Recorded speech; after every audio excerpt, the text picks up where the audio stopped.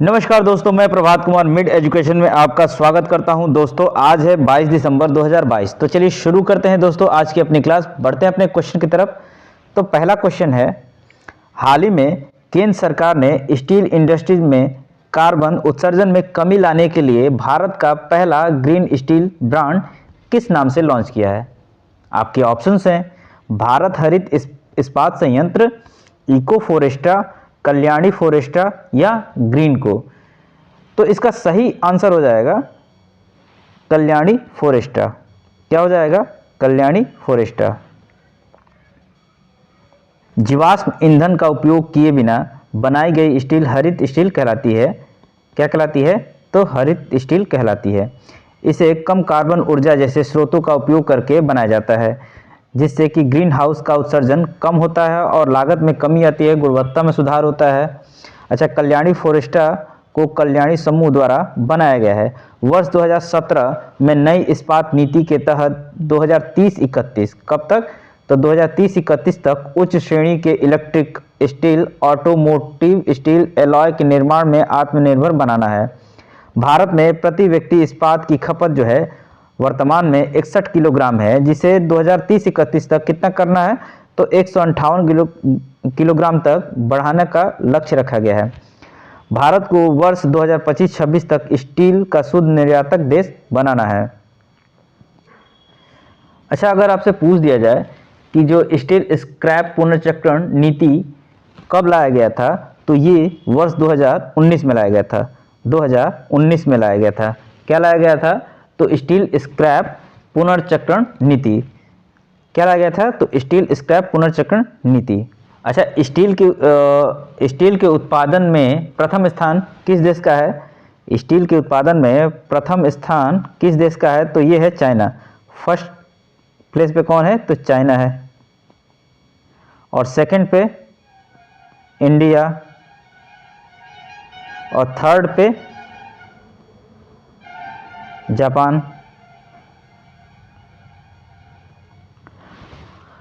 अच्छा, steel authority of India limited के अंतर्गत इस्पात संयंत्र कौन कौन से आते हैं, उन्हें हम जरा देख लेते हैं। तो पहला है भिलाई इस्पात संयंत्र। कहाँ पे है ये? तो छत्तीसगढ़ में है। बोकारो इस्पात संयंत्र कहाँ पे है? तो झारखंड में है। सलेम इस्पात संयंत्र कहाँ पे है? तो तमिलनाडु में है। राउरकेला इस्पात संयंत्र कहाँ पे है? तो उड़ीसा में है। विश्वेश्वरैया आयरन एंड स्टील कारखाना कहाँ पे है? तो कर्नाटक में है। अच्छा, इसको इस्पात संयंत्र जो है कोलकाता में है। कोलकाता में एक और इस्पात संयंत्र है जिसका नाम है दुर्गापुर इस्पात संयंत्र। और राष्ट्रीय इस्पात निगम के तहत आने वाले इस्पात संयंत्र कौन से है? तो विशाखापट्टनम इस्पात संयंत्र भारत का जो है पहला तट आधारित इस्पात संयंत्र है। और हमारे केंद्रीय इस्पात मंत्री कौन है? केंद्रीय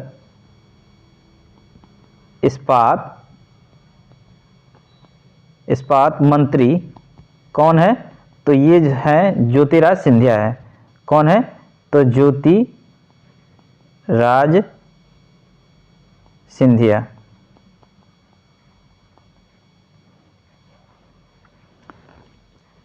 बढ़ते अपने नेक्स्ट क्वेश्चन की तरफ। हाल ही में IUCN ने निम्नलिखित में से किन हिमालयन पौधों को रेड लिस्ट में डाला है? आपके ऑप्शन हैं माइजोट्रोपिस पेलिटा, फ्रिटोलोरिया सिरहोसा, डिक्टोलोरिजा हटागिरिया, उपरोक्त सभी। तो इसका करेक्ट आंसर हो जाएगा उपरोक्त सभी। ये तीनों जो पौधे हैं इनको रेड लिस्ट में डाला गया है। IUCN ने इनको रेड लिस्ट में डाला है। पहले देख लेते हैं माइजोट्रोपिस पेलिटा। ये आमतौर पे पटवा, इसे किस नाम से जाना जाता है? तो पटवा किस नाम से जाना जाता है? तो पटवा के नाम से जाना जाता है। ये प्रजाति है जो 10 किलोमीटर से भी कम क्षेत्र में पाई जाती है। इसी वजह से इसे गंभीरतम किस लिस्ट में है? तो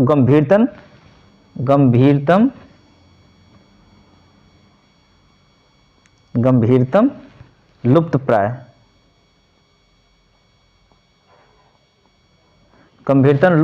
प्रजाति में शामिल किया गया है। इसकी पत्ती से निकाले गए तेल में भरपूर मात्रा में एंटीऑक्सीडेंट पाया जाता है। और फ्रिटोलोरिया सिरहोसा, कौन से? फ्रिटोलोरिया सिरहोसा जो है ये जो है बारहमासी बल्बनुमा जड़ी बूटी है। इसे जोखिमपूर्ण में शामिल किया गया है। इस पौधे का उपयोग चीन में जो है आपके निमोनिया में काम आता है। निमोनिया के उपचार में इसका उपयोग किया जाता है और जो श्वसन नली के भी जितने भी विकार होते हैं उनको ठीक करने में इसका उपयोग किया जाता है। और डिक्टोलोरिजा हटागारिया जो है इसे बुखार, खांसी, पेट दर्द को ठीक करने के लिए किया जाता है। और ये जो पौधा है अफगानिस्तान, हिंदुस्तान, पाकिस्तान, चाइना, नेपाल में पाया जाता है। अगर आपसे पूछा जाए कि IUCN का फुल फॉर्म क्या है, तो इसका फुल फॉर्म हो जाएगा international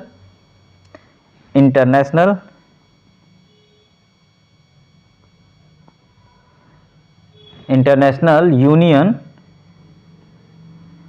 for conservation of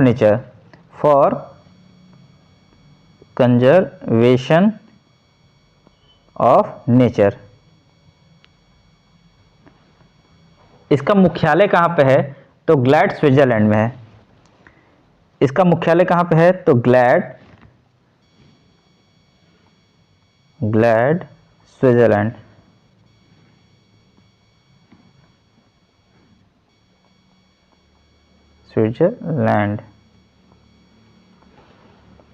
headquarter.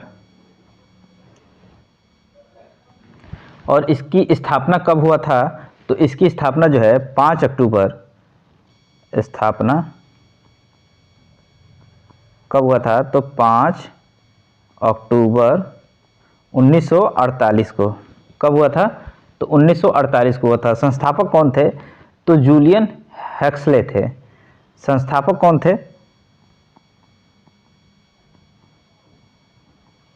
कौन थे?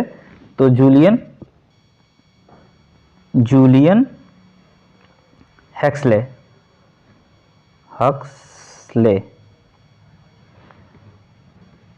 और वर्तमान में इसके CEO कौन हैं?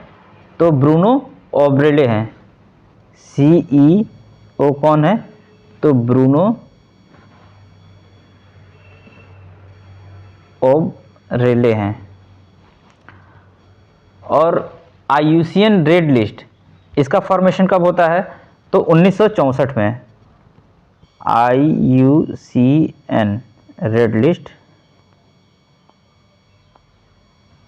इसका फॉर्मेशन कब होता है? तो 1964 में होता है। अच्छा, इसका फॉर्मेशन 1964 में। हेडक्वार्टर कहाँ पे है? तो हेडक्वार्टर है यूनाइटेड किंगडम। और ये किसकी पेरेंटल ऑर्गेनाइजेशन है? तो IUCN का, international union for conservation of nature, जैसा कि आपको मैंने बता रखा है। बढ़ते हैं अपने नेक्स्ट क्वेश्चन की तरफ। निम्नलिखित में से किसने सुशासन सप्ताह का उद्घाटन किया? ऑप्शन है राजनाथ सिंह, जितेंद्र सिंह, नरेंद्र मोदी या अमित शाह। तो इसका करेक्ट आंसर हो जाएगा जितेंद्र सिंह। क्या हो जाएगा? जितेंद्र सिंह।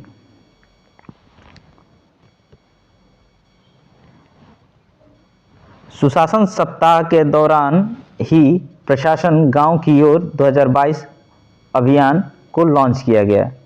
इसी समय प्रशासन गांव की ओर अभियान को लॉन्च किया गया। ये जो है जन शिकायतों के निवारण और सेवा वितरण में सुधार के लिए एक राष्ट्रव्यापी अभियान है जो भारत के सभी जिलों, राज्यों और केंद्र शासित प्रदेशों में आयोजित किया जाएगा। बढ़ते अपने दिसंबर माह के महत्वपूर्ण दिवस को हम एक बार रिवाइज कर लेते हैं। तो 1 दिसंबर को क्या मनाया जाता है? तो विश्व एड्स दिवस मनाया जाता है। क्या मनाया जाता है? तो विश्व एड्स दिवस मनाया जाता है। 2 दिसंबर को अंतर्राष्ट्रीय दास्ता उन्मूलन दिवस, 3 दिसंबर को अंतर्राष्ट्रीय दिव्यांगजन दिवस मनाया जाता है, 4 दिसंबर को भारतीय नौसेना दिवस, 5 दिसंबर को विश्व मृदा दिवस, 7 दिसंबर को अंतर्राष्ट्रीय नागरिक उड्डयन दिवस, 10 दिसंबर को विश्व मानवाधिकार दिवस, 11 दिसंबर को अंतर्राष्ट्रीय पर्वत दिवस, 14 दिसंबर को राष्ट्रीय ऊर्जा संरक्षण दिवस, 16 दिसंबर को विजय दिवस मनाया जाता है। बढ़ते अपने नेक्स्ट क्वेश्चन की तरफ। हाल ही में किस राज्य में पहली बार जनजातीय शीतकालीन महोत्सव का मेजबानी किया? ऑप्शन है हिमाचल प्रदेश, जम्मू कश्मीर, उत्तराखंड या सिक्किम। तो इसका करेक्ट आंसर हो जाएगा जम्मू कश्मीर। क्या हो जाएगा? जम्मू कश्मीर।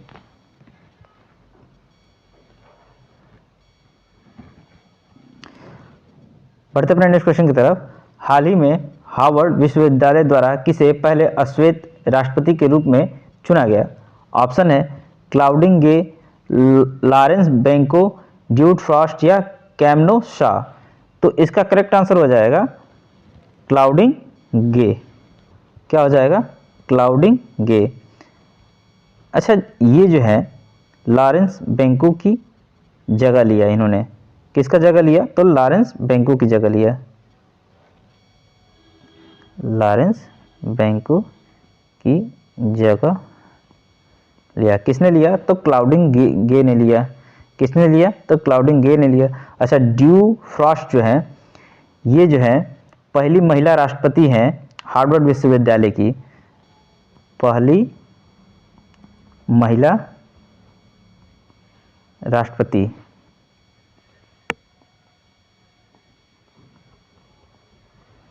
पहली महिला राष्ट्रपति हैं हार्वर्ड विश्वविद्यालय की। हार्वर्ड विश्वविद्यालय की।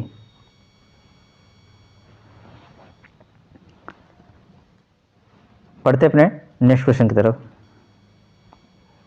हाल ही में प्रो कबड्डी लीग 2022 के फाइनल में जयपुर पिंक पैंथर ने किस टीम को हराया था? किस टीम को हराया? किस टीम को हराया? ऑप्शन है यूपी योद्धा, बंगाल वॉरियर, पटना पायरेट या पुनेरी पल्टन को। तो इसका करेक्ट आंसर हो जाएगा पुनेरी पल्टन। क्या हो जाएगा? पुनेरी पल्टन। बढ़ते हैं अपने नेक्स्ट क्वेश्चन की तरफ। G20 इंडिया के तहत फाइनेंस ट्रैक की पहली फ्रेमवर्क ग्रुप मीटिंग कहाँ शुरू किया गया? आपके ऑप्शंस हैं बेंगलुरु, लखनऊ, दिल्ली में या अहमदाबाद में। तो इसका करेक्ट आंसर हो जाएगा बेंगलुरु में।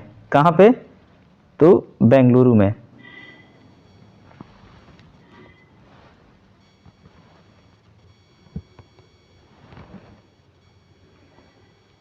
अच्छा, बेंगलुरु में अभी हाल ही में इंडिया एनर्जी वीक 2023 का पहला संस्करण को लॉन्च किया गया। इंडिया एनर्जी वीक 2023 का पहला संस्करण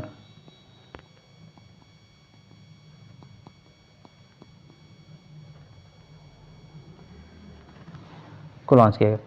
अच्छा, राष्ट्रीय EMRS संस्कृति उत्सव मनाया गया अभी हाल ही में बेंगलुरु में। राष्ट्रीय EMRS यानी कि नेशनल EMRS संस्कृति उत्सव मनाया गया। बढ़ते अपने नेक्स्ट क्वेश्चन की तरफ। निम्नलिखित में से किस देश ने 2025 के बाद बनने वाले नए घरों पर सोलर पैनल को अनिवार्य किया है?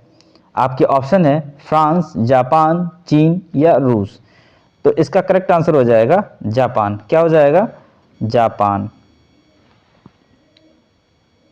बढ़ते अपने नेक्स्ट क्वेश्चन की तरफ।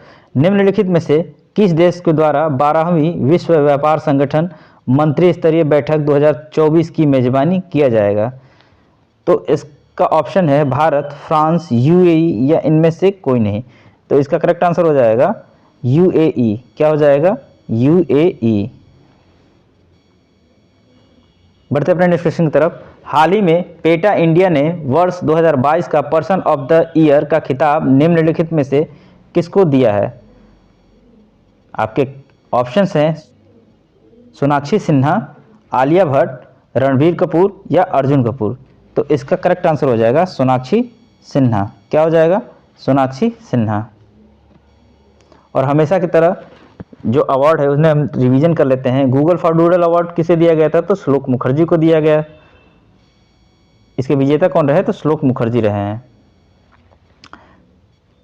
तिब्बतियों के सर्वोच्च धर्मगुरु दलाई लामा को गांधी मंडेला अवार्ड से सम्मानित किया गया। मधु कांकरिया और डॉक्टर माधव हाड़ा को बिहारी पुरस्कार से सम्मानित किया गया। शशिकला पांडे और गंगा जोशी को राष्ट्रीय नाइटिंगेल पुरस्कार प्रदान किया गया। केरल के साहित्य अकादमी का सर्वोच्च प्रतिष्ठित एजुतासन पुरस्कार 2022 से ए सेतु माधवन को सम्मानित किया गया। सुहान कणु तिलका को उनके उपन्यास 7 मून ऑफ माली अल्मेडा के लिए बुकर पुरस्कार 2022 दिया गया। खालिद जावेद को जेसीबी पुरस्कार 2022 से सम्मानित किया गया। केनरा बैंक को बैंक ऑफ द ईयर 2022 का पुरस्कार जो है दिया गया। साउथ इंडियन एजुकेशन सोसाइटी राष्ट्रीय उत्कृष्टता पुरस्कार से वेंकैया नायडू को सम्मानित किया गया। स्पाइस जेट एयरलाइंस ने कंपनी को वार्षिक GMR दिल्ली एयरपोर्ट के अवार्ड में safety performance of the year का पुरस्कार जीता है। किस चीज़ का पुरस्कार जीता है? तो safety performance of the year का पुरस्कार जीता है। दोस्तों, अगर ये वीडियो आपको अच्छा लगा हो तो प्लीज़ इस वीडियो को लाइक कीजिए, शेयर कीजिए और हमारे चैनल को सब्सक्राइब कीजिए। जय हिंद, वंदे मातरम। धन्यवाद। आपका दिन शुभ हो।